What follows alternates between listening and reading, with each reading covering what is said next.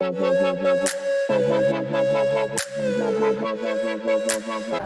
up everybody, and welcome to The Golden Life. And in today's video I'm going to be sharing my tips, tricks, and why I homeschool.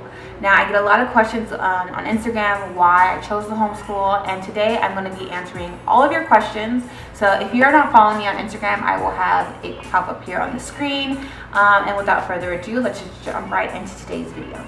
So first things first, I wanted to share my why. I feel like now with everything that's going on in the world, it's becoming very, very normal, and people are just trying to figure it out. So we decided to homeschool our children because of what we believe spiritually. I definitely have taken on the role of being a teacher, of being a wife, of being a woman, of being a mother. I really enjoy all of those things. I couldn't be more grateful for the role that I play here on earth. I just really, really enjoy everything that I do and I'm supposed to be doing. We decided to homeschool our children is because we wanted to have control of what our children are going to be exposed to. Everything that they watch, I must watch either with them or I have to approve it first, because it's just a lot of stuff that I find really inappropriate and I don't want my children to be exposed to those things. And I really take that really, really seriously. I did jot down some tips and tricks for you guys. And I will say, I have been sitting on this video for a good while. I literally wrote my tips and tricks back in April 6, 2020, at 11:56 p.m. Also, if you guys do need some help throughout the year, feel free to ask. I'm always available. I'm always available, but I try to make myself pretty available, and if I don't answer your questions right away, I definitely will get back to you. So yeah. Okay, so I brought you guys in just a little bit closer just so I can see. So let's get into the tips right now. So number one, decide that this will be beneficial and rewarding. With that being said, you want to definitely go into this with a positive mindset. You want to think positive. Think of why this is going to be so great for you and your family and your child.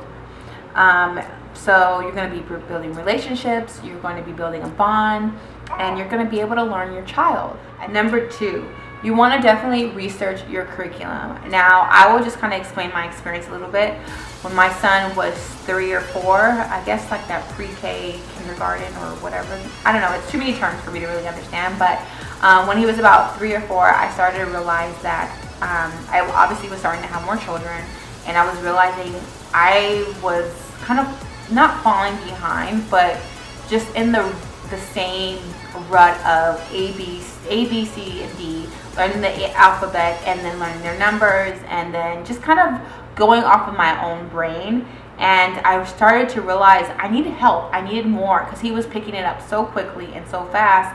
And I was just like, okay, maybe I'm stuck a little bit. So I definitely did a little bit of research and was trying to figure out the curriculum that I was going to go with, because I definitely knew I needed some help. I could not do it on my own.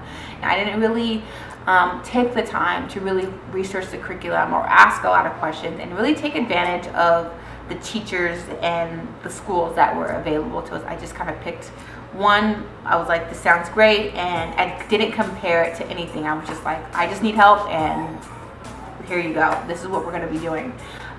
With that being said, I didn't really like the curriculum. It was very black and white. There was no colors.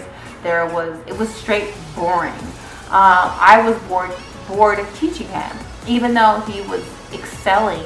I mean, in kindergarten, he was doing first grade work, and he's just a year ahead. And this year, I'm really going to push for him to get another year ahead. He'll be in the second grade. And I want him to be doing like third or fourth grade work by the end of the year. Like, I'm really going to be on myself and on him to really push forward, because he can do it and I can do it. And yeah, we're just going to get through it. So definitely do a lot of research. I decided to put us in a charter school because they have funds, you get free funds, and you have that support. Now, I know people who do it they kind of just do their own research and they go through the state and directly. I have 4 children. I don't think I can do that. I don't think I'm up for that challenge yet. Maybe as my children get a little bit older, maybe I would decide to maybe just branch off and do our own thing, but I still need that guidance, that little one-on-one a little bit, and it's very, very helpful. And we get a lot of free funds. Of course, we have to return a lot of the stuff at the end of the school year, but because we ended up going back to the same school, we're able to keep a lot of it. So that's something just to keep in mind.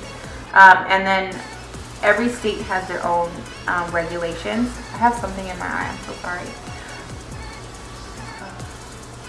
I don't know what's in my eye. But every state and city has its own, or county has its own regulations. Step number 3, you're definitely going to want to make a plan. Now, I've been kind of planning this school year. I started last year to plan it a little bit, but I understand people might not have that much time. But last year when we were ending the school year, I did go ahead and order stuff for this year, and we took a little bit of a break, but for the past couple of weeks I've been trying to get the kids back into that rhythm of homeschooling. So we've been doing it 5 days a week, not intensely, but we've just been doing like reading and math, and just that's it. When the school year starts again, I will definitely bring in science and history and anything other curriculums that I think might be important, or what we have planned in with their school this year. Another tip is that people will make a yearly plan, and that's just kind of what we're going to be doing. I'm definitely going to be having a meeting within the next week or so with their teacher, and so we'll have a year plan, and then I'm going to, for myself, have a monthly plan, and then as well as a weekly plan. So it's better to do it like that, just so you're staying on top of things and making sure you're moving right along. I found it to be extremely helpful when I do things like that. When you do it like just sporadically throughout, like, oh, okay, let's just wake up the next morning and we're going to start, it never really works out. You definitely want to have at least, at the bare minimum, a 2-week plan, just so you're staying on top of everything. I say 2 weeks because if you get ahead and you're going through your curriculum very quickly, you're going to want to be ready. So stay ready. So you got to stay ready, so you don't have to get ready. Tip number 4. Now this one is really one that I find them to be really, really helpful, and it is starting your day early.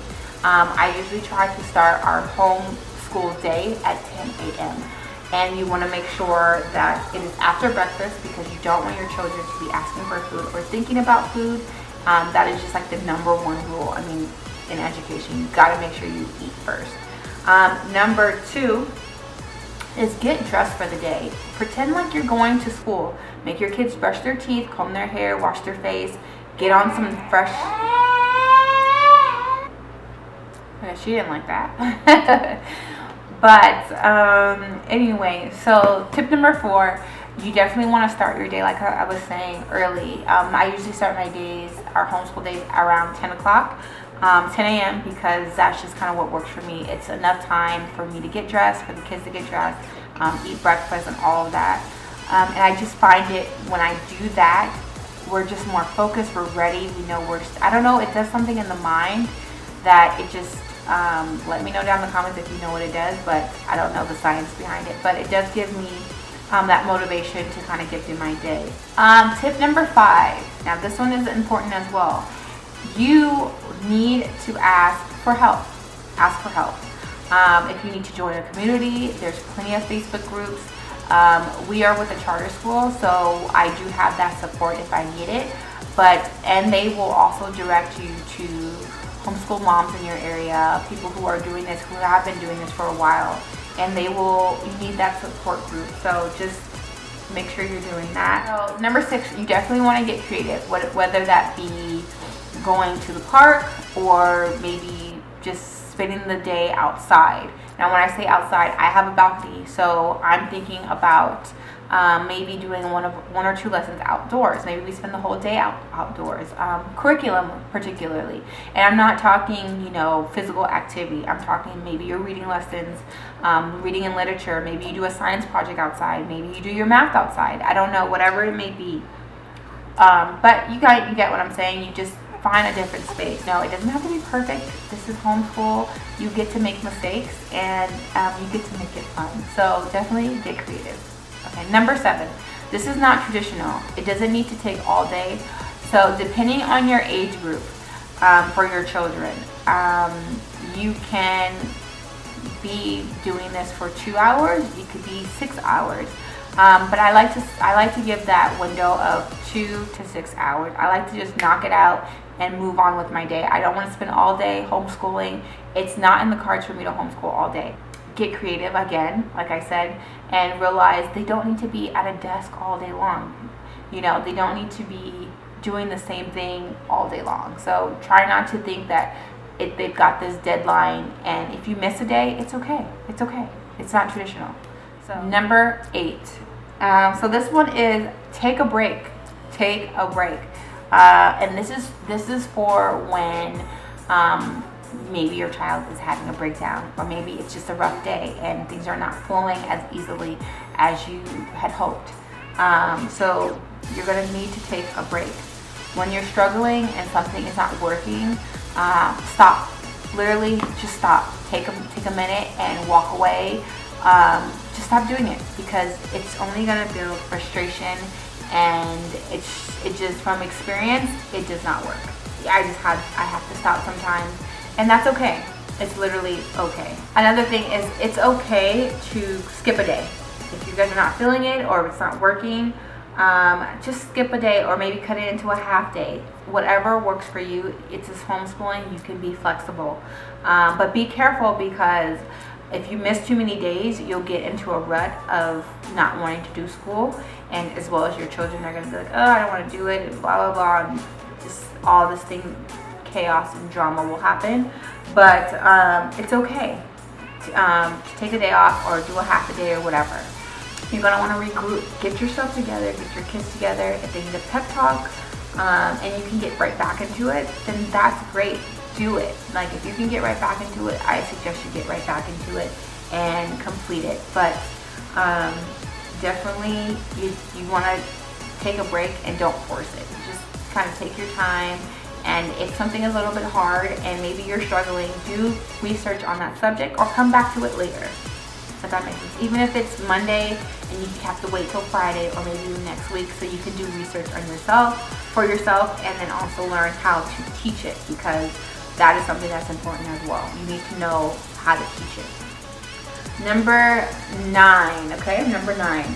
Reward yourself, okay? And this means go get yourself some fresh air. You don't have to be locked up in the house. And when I mean fresh air, it's not like take your kids to the park or whatever. Maybe for them, they need the reward. But for you, all you mamas and parents, moms, dads that are doing this, reward yourself. Whether that means go to Target for an hour and do nothing and just stroll, or go for a walk by yourself. Like, reward yourself. Whatever your jam is, do it. Buy yourself your favorite treat, whether that be ice cream, a Starbucks. And number 10, if this is not the most important one, this is definitely gonna be the best one for you. And it says, do your best, and try your best and give it your all. That's what I have written down. So do your best, try your best, and give it your all. And I mean by that, and I really, really mean it, give it your all. And I'm not going to say every day is going to be perfect. There are going to be hard days, there are going to be easier days, but give it your all. Your children, my grandma always tells me, your children are your life. So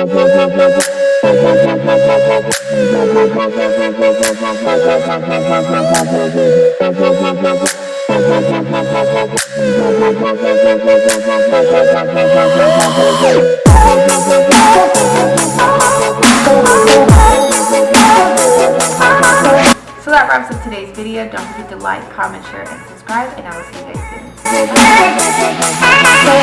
soon.